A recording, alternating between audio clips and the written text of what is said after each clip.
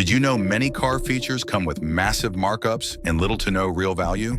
For instance, some add-ons could cost you hundreds of dollars, and their alternatives? Literally a few bucks. Stick with us, because you'll never look at car upgrades the same way once you know the truth. Number 1. Fake engine noise through speakers. Imagine pressing down on the accelerator, hearing a deep, throaty engine roar that makes you feel unstoppable. Now imagine it's all coming from your car's speakers. That's right, some cars are designed to fake their engine sound entirely, pumping artificial noise into the cabin to simulate power and performance. You'd think a strong engine roar would come from, well, the engine, but manufacturers are proving otherwise. This trend started as a way for automakers to create a more engaging driving experience, particularly in electric and hybrid cars, which are nearly silent by design. By pumping engine-like sounds through speakers, they aim to give drivers the auditory feedback they've grown accustomed to in traditional vehicles. But here's the problem. This feature doesn't add a single ounce of performance, it's all for show. Even in gasoline-powered cars, fake engine sounds are layered over real ones to make the car seem sportier than it actually is. Take, for example, the BMW i8. It uses a complex sound generator to simulate engine noises that simply don't match what's happening mechanically.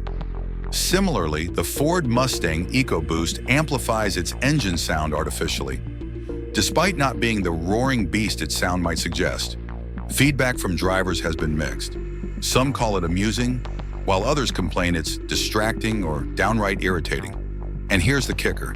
This feature is sometimes rolled into higher trims, meaning drivers could be paying extra for an entirely fake experience. Speaking of features that sound great on paper but fail in practice, Number 2, overpriced built-in navigation systems. Why pay thousands for something your phone already does for free? That's the question many drivers are asking about built-in navigation systems, which automakers continue to market as a premium feature. On the surface, having a GPS integrated into your dashboard sounds convenient, but the reality is far less impressive. For starters, these systems are notoriously expensive. Adding built-in navigation to your car often costs hundreds, if not thousands of dollars up front. And that's before we get into the ongoing expenses.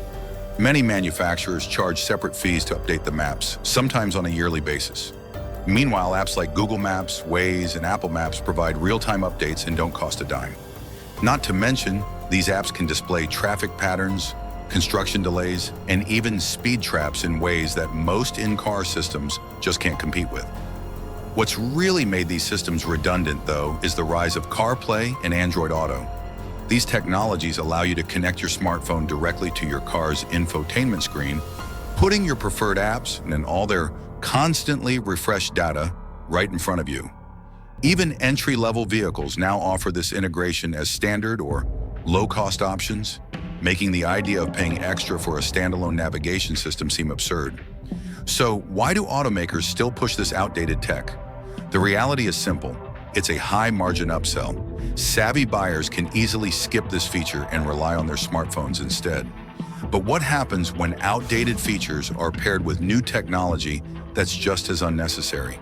If this video is helping you pay for useless car features, tap that like button and subscribe for more money-saving tips. Number 3, rear seat entertainment in streaming era. Does anyone still use DVD players in cars when everyone has a tablet or phone? For many automakers, rear seat entertainment systems are still marketed as a premium feature, especially toward families with kids. They're pitched as a way to make road trips more comfortable and enjoyable. But let's take a closer look at whether they're really worth the price. These systems don't come cheap. Many built-in rear entertainment setups can cost upwards of $2,000 when added as an option to a new vehicle. And while they may look sleek, integrated into headrests or drop-down monitors, the reality is they rarely deliver better performance or convenience than a tablet or iPad. For a fraction of the cost, families can purchase personal devices that kids can use not just in the car, but at home, on planes, or pretty much anywhere. Pair that with headphones, and you've got a far more flexible and portable solution. Another major issue is content. Built-in systems typically give you access to limited media options, like DVDs, if anyone still uses them, or specific apps that require extra subscriptions. Meanwhile, a tablet connected to Wi-Fi or with pre-downloaded shows can access nearly endless options from platforms like Netflix, Disney+, or YouTube. According to a report, many families have already made the shift to personal devices because of the sheer flexibility and better value they provide. In today's streaming era, it's hard to justify the high price tag for what increasingly feels like an outdated offering. And if that wasn't enough, wait until you hear about subscription fees for something as basic as warmth. Number 4, subscription-based heated seats. Paying monthly for heated seats? Yes, that's a real thing now. Some automakers have decided to package features like heated seats as subscription-based services, turning what used to be standard into an ongoing expense for drivers. The most surprising part? The hardware for the heated seats is already installed in the car. You're just being charged extra to unlock it. Take BMW, for instance. The company sparked massive backlash when it experimented with charging customers a monthly fee to activate features such as heated seats or adaptive cruise control. The move was labeled a cash grab by frustrated consumers, and for good reason. Drivers weren't paying for the physical seats themselves. They were paying for access to software that allowed them to function. It's a shift in strategy as automakers lean more on monetizing software rather than just selling hardware. But it leaves customers feeling like they're being squeezed for every dollar, especially for features that should already be included in the base price of their car.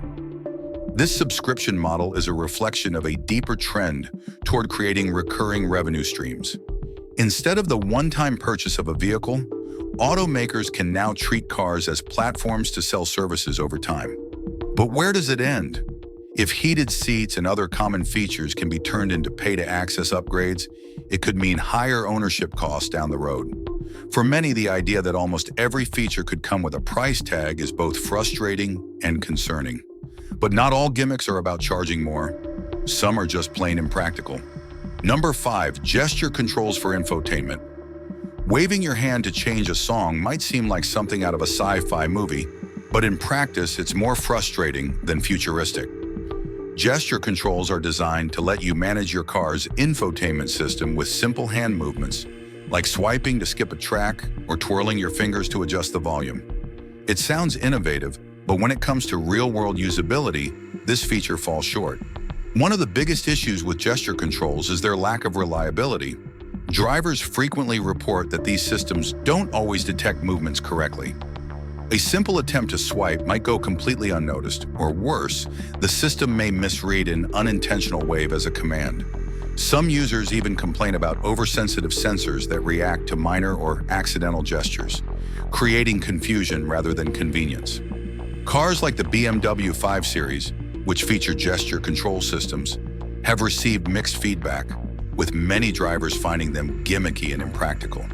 In contrast, physical buttons and voice commands continue to outperform gesture recognition in both reliability and safety. A tactile button offers predictable feedback, while voice commands allow hands-free operation, meaning your eyes stay on the road. Gesture controls, on the other hand, add complexity and require attention to ensure the car understood the motion correctly. For something marketed as user-friendly, they can feel surprisingly clunky. Ultimately, gesture controls solve a problem that doesn't exist. They might look cool during a demo, but they rarely improve the driving experience. And speaking of features that are all show and no substance. Number 6, fake exhaust tips. What if that sporty exhaust on your car wasn't real? Believe it or not, many cars today feature fake exhaust tips. Those shiny, aggressive-looking pipes at the back often aren't even connected to the exhaust system. They're there solely for looks, fooling buyers into thinking their car is sportier than it actually is. Automakers use these decorative tips to give vehicles a more performance-oriented appearance without adding any true mechanical upgrades. They know that, for a lot of buyers, a car with exposed, bold exhausts signals power and style. However, when the tips are purely aesthetic, they offer zero function. In some cases, the real exhaust is hidden behind a bumper or points toward the ground, leaving the flashy tips to act like props. Take the Mercedes-AMG A45, which faced criticism when buyers discovered its quad exhaust tips were completely fake, with the actual exhaust tucked out of sight. For car enthusiasts, this feels like a betrayal. Many see it as prioritizing visual appeal over honest design, creating a disconnect between what the car promises and what it delivers. While this strategy helps automakers market to younger audiences who care about sporty aesthetics, it also reveals a marketing-first approach where style overshadows substance. Experts argue this trend undermines the authenticity of automotive design, with disappointed buyers calling it deceptive. So are manufacturers cutting corners while charging more for these sporty designs? It seems so. Fake exhaust tips are the perfect example of something designed to look impressive without offering real value. But what about features that seem functional but are completely unnecessary? Number 7, paddle shifters on economy cars. Do you really need race car features on a budget sedan? Paddle shifters, which were once exclusive to high-performance sports cars, have found their way into economy models, promising drivers more control and a sportier feel behind the wheel. On the surface, it might sound appealing, but here's the issue. They're often unnecessary for the kind of driving these vehicles are designed for and add little real-world value. Meant to give drivers manual control over gear shifts in automatic cars, paddle shifters allow for precise adjustments, which can be useful in unique situations like descending a steep hill or managing engine braking. But for everyday driving, commutes, errands, and highway cruising, they rarely offer a noticeable benefit. Most automatic transmissions in economy cars are optimized for smoothness and efficiency, so manually shifting often makes little difference beyond novelty. In fact, many drivers report trying the paddle shifters out of curiosity, only to leave them untouched after a few weeks. Take cars like the Honda Civic or Toyota Corolla, which boast paddle shifters in their sportier trims. They're often marketed as performance upgrades that elevate the standard driving experience, but the performance boost is negligible. It's a feature that looks impressive in ads or showrooms, but sees minimal practical use once the car leaves the lot. This trend reflects how automakers are working to make their budget-friendly vehicles stand out in a competitive market. While paddle shifters may appeal to a buyer's aspirations for something sportier, they rarely align with the car's overall capabilities. And if you think that's impractical, wait until you hear about roof rails that can't hold anything. Number 8, roof rails with no load capacity. Roof rails that can't carry anything? What's the point? For many cars, roof rails are seen as a marker of ruggedness and utility, suggesting that the vehicle is ready for outdoor adventures. But here's the catch. Some of these roof rails are purely decorative. In other words, they look the part, but lack the actual strength or design to carry any real load. The issue isn't just that these rails are non-functional. It's that many buyers assume they work. After all, they're called roof rails, not roof trim. Drivers often expect them to accommodate accessories like cargo boxes, bike racks, or roof baskets. Yet once they check the fine print, they discover the rails lack the structural integrity or attachment points needed for actual use.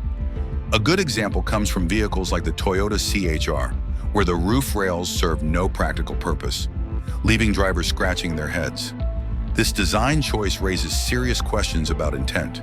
Why include something so visibly linked to functionality if it doesn't do the job?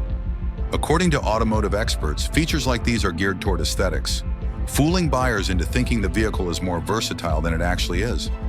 Research shows that aftermarket brands like Thule and Yakima often sell rails and racks that are far superior, both in value and practicality, highlighting just how ineffective these factory-installed options can be. Non-functional roof rails are a prime example of how design can mislead consumers. Finally, let's talk about features that are supposed to make driving easier, but fail miserably. Number 9, sport mode that does almost nothing. Think sport mode makes your car faster? Think again.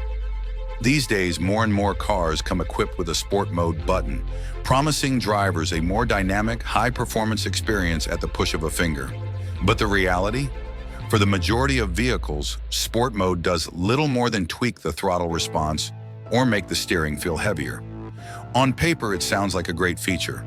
Turning on sport mode often triggers a more sensitive throttle map, meaning even a slight press of the accelerator feels quicker. The car might hold gears longer in an automatic transmission or adjust how sharply the steering behaves. But these changes don't actually translate to better performance metrics like 0 to 60 times or improved cornering. Instead, the goal is to create an illusion of speed and excitement.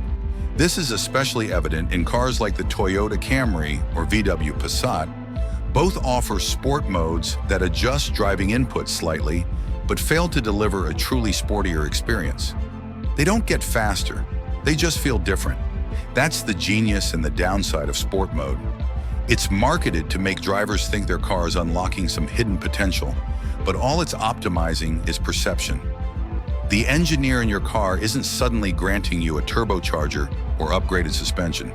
Instead, manufacturers are banking on the placebo effect, and in many cases, charging extra for it. So, is it just another buzzword to boost sales? Based on how little it actually changes, certainly feels that way. And now, let's wrap up with one of the most frustrating features of them all. Number 10, automatic wipers that constantly misfire. Wipers that don't know when to stop?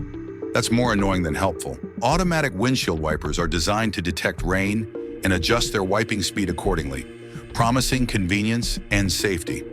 But in practice, these systems often fall short, misfiring to the point where drivers frequently need to take control manually, completely defeating the purpose of the feature. The most common complaints involve inconsistent performance. For instance, during light drizzles, many systems will activate far too frequently, leading to endless, distracting squeaks across a dry windshield. On the other hand, some wipers are frustratingly unresponsive during heavy rain, remaining idle while visibility quickly disappears. In either case, drivers are forced to intervene, repeatedly adjusting the speed or turning the system off entirely. As US News highlighted, this erratic behavior creates more of an annoyance than an aid, leaving many questioning why the feature even exists. Adding to the frustration is the oversensitivity of rain sensors in certain conditions. Spray from passing vehicles or misty fog can trick the system into activating when it's not needed at all. At the opposite extreme, heavy snow and slush often confuse the sensors, causing them to delay or underperform. Despite incremental advancements in sensor technology, these basic flaws persist across numerous models and brands, according to consumer reviews and automotive experts. As we've seen, not all car features are created equal. Automakers often focus on style and perceived luxury over practicality, leaving drivers to question whether these costly add-ons truly add value. Many of these so-called upgrades are aggressively marketed, playing on the desire for the latest tech without delivering meaningful benefits. This approach can lead to financial waste and frustration, making it essential to think twice before splurging on features you might not need. So before you sign on the dotted line, ask yourself, does that upgrade improve your driving experience, or is it just another gimmick? Let us know in the comments. If this video helped you spot paying or using useless car features, tap that like button and subscribe for more car-saving tips. Plus, you'll also be first to catch our next video.